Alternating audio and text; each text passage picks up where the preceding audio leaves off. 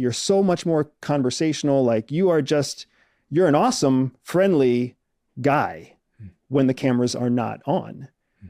But you turn into an interviewer when the cameras turn on. Totally rational, totally logical, makes total sense.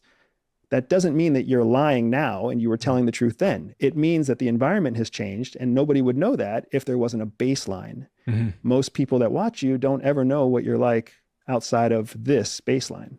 So you have to get to know the person and then understand the variance that's unusual to understand if they're lying to you. Exactly. We call it time on target. You need time on target so that you can understand the delta, the change between their baseline and whatever pressure you're putting them under.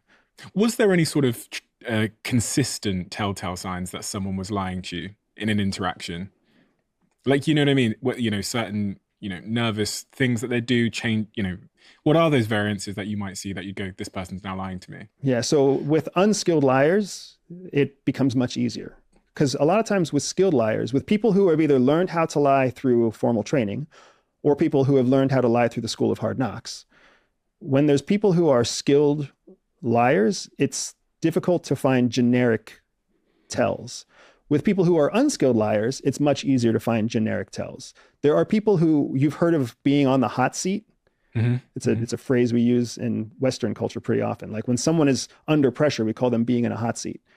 When you've got an unskilled liar, they can't stop moving their body. Like they're always uncomfortable and they just keep moving and they keep twitching and they keep fidgeting. And it's like they're sitting in a hot seat.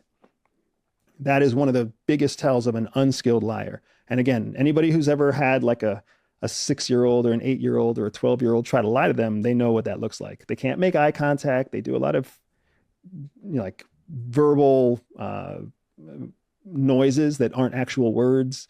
They can't get comfortable. They keep moving around. They keep shifting, shifty.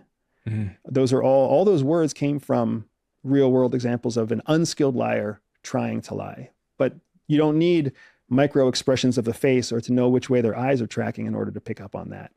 Going back to your training then, what were some of the other most important transfer